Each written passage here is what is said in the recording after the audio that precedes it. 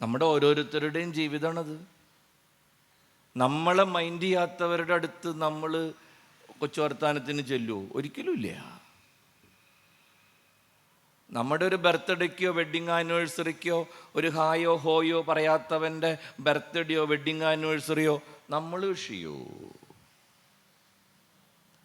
നമ്മുടെ കൊച്ചൻ്റെ കല്യാണത്തിന് വരാത്തവൻ്റെ വീട് വെഞ്ചിരിപ്പിന് അല്ലെങ്കിൽ കൊച്ചൻ്റെ കല്യാണത്തിന് നമ്മൾ പോവും. തറവാട്ടി പറഞ്ഞവർ പോവില്ല, പിന്നെ തിന്നാൻ താല്പര്യമുള്ളവർ പോവും.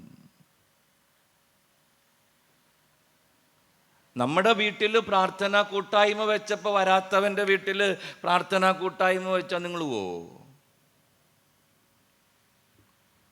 സ്നേഹവും ക്ഷമയും സന്ധിപ്പൊക്കെ പറയും.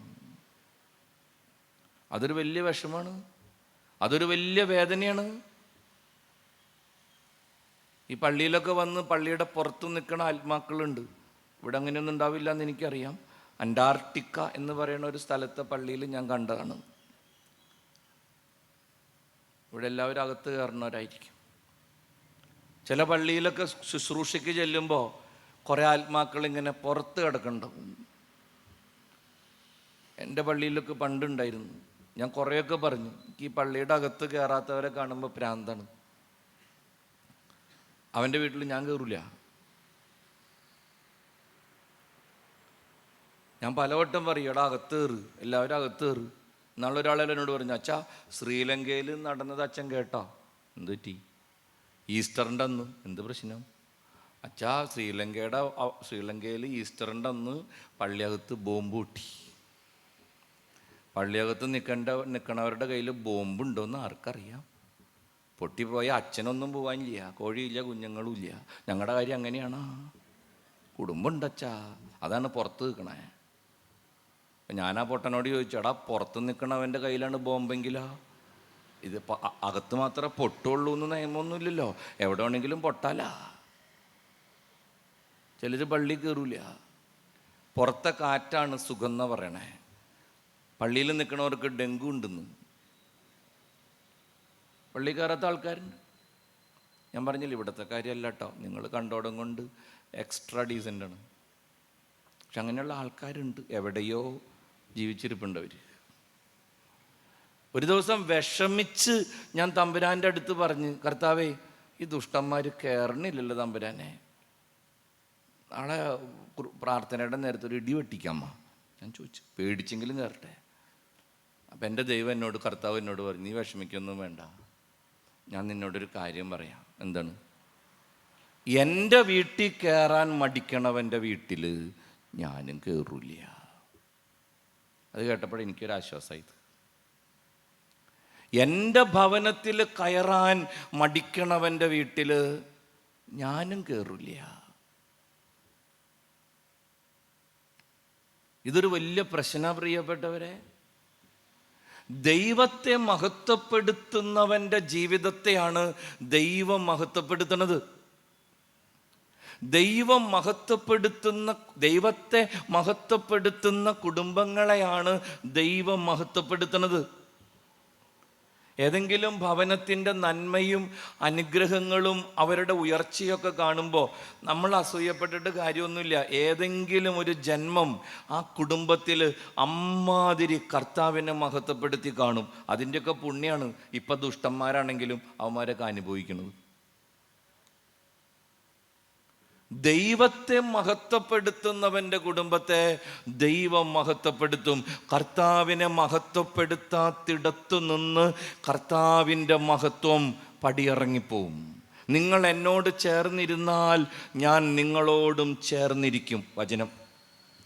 നിങ്ങൾ എന്നോട് ചേർന്നിരുന്നാൽ ഞാൻ നിങ്ങളോടും ചേർന്നിരിക്കും. ദൈവം മോശയുടെ കൂടെ പോകാനുള്ള കാരണം അതാണ്. രാത്രി അഗ്നിസ്തംഭമായി, പകൽ മേഘത്തൂണായി അവൻ്റെ മുമ്പിലും മുകളിലും തമ്പുരാൻ അങ്ങനെ നടന്നു. അതിൻ്റെ കാരണമുണ്ട്.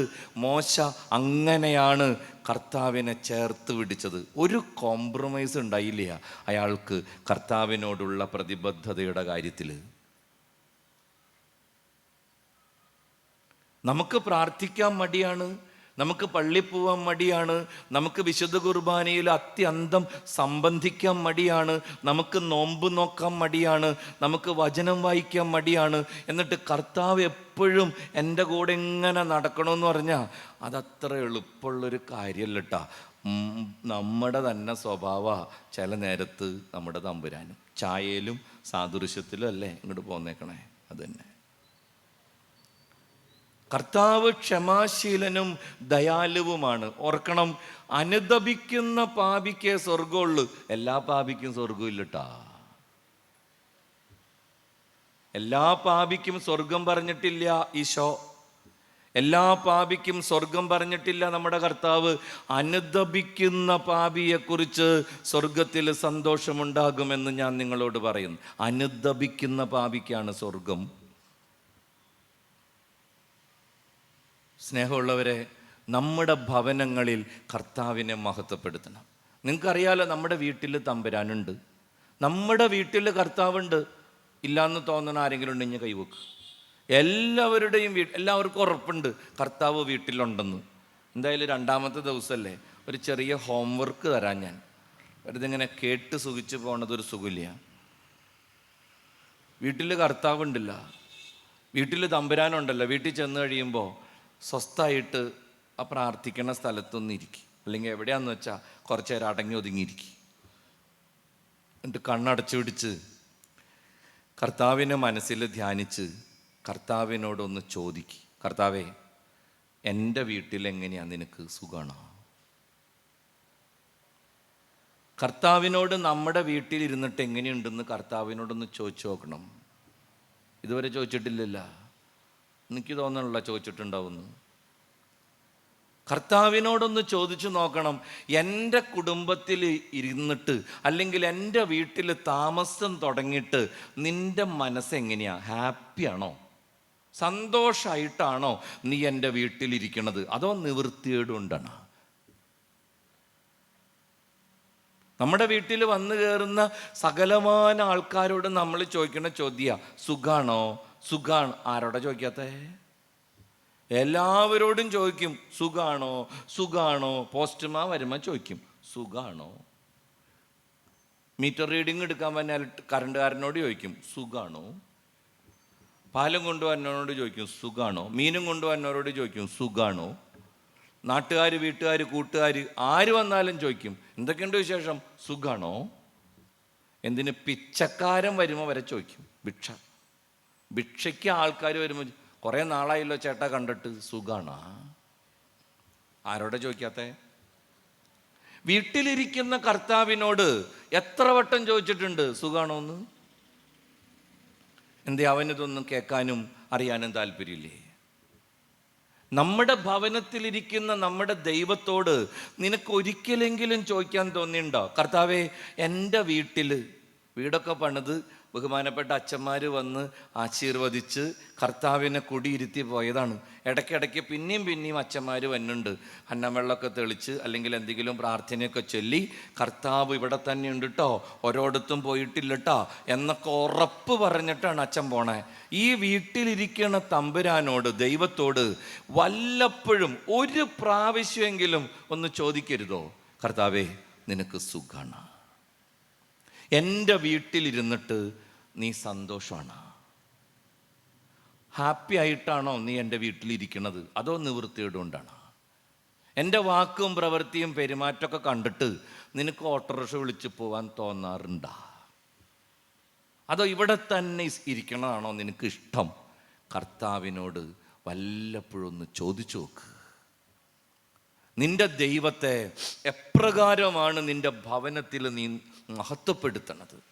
മോശയുടെ പ്രാർത്ഥനയ്ക്ക് കർത്താവ് കൊടുക്കണ മറുപടി എൻ്റെ പ്രിയപ്പെട്ടവർ ശ്രദ്ധിക്കണം. 17-ാമത്തെ വചനമാണത്. 33-ാം അധ്യായം 17-ാമത്തെ വചനം.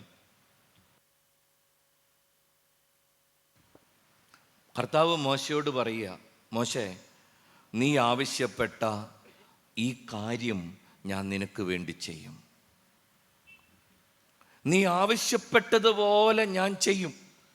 നീ ആവശ്യപ്പെട്ട ഈ കാര്യവും, എൻ്റെ ബൈബിളിൽ അങ്ങനെയാ, ഈ കാര്യവും, ദിസ് ഓൾസോ, ഇതും ഞാൻ ചെയ്യും. എന്ന് വെച്ചാൽ എന്താ അർത്ഥം? ഞാൻ നിനക്ക് വേണ്ടി പലതും ചെയ്തിട്ടുണ്ട് മോശേ, നീ ഇങ്ങനെയൊന്നും ജീവിക്കേണ്ടവനല്ല, നീ എവിടെയോ നഷ്ടപ്പെടേണ്ടവനാ. നിന്നെ ഞാൻ പൊക്കി ഫറവോടെ വീട്ടിൽ കൊണ്ടുപോയി ലാവിഷായിട്ട് ഭക്ഷണം തന്ന് നിന്നെ ഞാൻ വളർത്തി വലുതാക്കി, നിന്നെ ഞാൻ എൻ്റെ ജനത്തിൻ്റെ നേതാവാക്കി, നിന്നെ ഞാൻ എത്തോരം ഉയർത്തി. മോശേ നീ വിഷമിക്കണ്ട, ഇതും ഞാൻ നിനക്ക് വേണ്ടി ചെയ്യും. എന്താ അതിൻ്റെ അർത്ഥം? ഞാൻ നിൻ്റെ കൂടെ വരും. അതാണല്ലോ മോശ ചോദിച്ചത്, ഞാൻ നിൻ്റെ കൂടെ വരും. അടുത്ത വാചകം, എന്തെന്നാൽ നീ എൻ്റെ പ്രീതി നേടിയിരിക്കുന്നു. പച്ച മലയാളത്തിൽ പറഞ്ഞ, മോശേ എനിക്ക് നിന്നെ ഭയങ്കര ഇഷ്ടമാണ്, ഐ ലവ് യു, എനിക്ക് നിന്നെ ഭയങ്കര ഇഷ്ടമാണ്, നീ എൻ്റെ പ്രീതി നേടിയിരിക്കുന്നു. അടുത്ത വാചകം, എനിക്ക് നിന്നെ നന്നായിട്ടറിയാം, ഞാൻ നിന്നെ അറിഞ്ഞുമിരിക്കുന്നു, എനിക്ക് നിന്നെ നന്നായിട്ടറിയാം. 3 വാചകമാണ് ദൈവം മോശയോട് പറഞ്ഞത്. നമ്പർ 1, മോശേ ഞാൻ നിൻ്റെ കൂടെ വരും, നീ ആവശ്യപ്പെട്ട ഈ കാര്യം ഞാൻ നിനക്ക് വേണ്ടി ചെയ്യും. നമ്പർ 2, എനിക്ക് നിന്നെ ഭയങ്കര ഇഷ്ടമാണ്, നീ എൻ്റെ പ്രീതി നേടിയിരിക്കുന്നു. നമ്പർ 3, എനിക്ക് നിന്നെ നന്നായിട്ടറിയാം. 3 വാചകത്തിൽ ദൈവം മോശയ്ക്ക് മറുപടി പറഞ്ഞു. ഈ 3 വാചകം ഒന്ന് തല തിരിച്ചിട്ടാൽ ഇത് കുറെ കൂടി മനോഹരമാണ്. മോശേ എനിക്ക് നിന്നെ നന്നായിട്ടറിയാം. ഓക്കെ, എനിക്ക് നിന്നെ നന്നായിട്ടറിയാം. അറിയുമ്പോഴും മോശേ എനിക്ക് നിന്നെ വല്ലാണ്ട് ഇഷ്ടമാണ്, ഐ ലവ് യു, അതുകൊണ്ട് ഞാൻ നിൻ്റെ കൂടെ വരും. എനിക്ക് നിന്നെ നന്നായിട്ടറിയാം, അറിയുമ്പോഴും എനിക്ക് നിന്നെ ഇഷ്ടമാണ്, അതുകൊണ്ട് ഞാൻ നിൻ്റെ കൂടെ വരും. എന്ത് രസമെന്ന് നോക്കിയാൽ ആ വചനം കുറച്ചും കൂടി മനോഹരമായിട്ട് ഞാൻ പറയാം.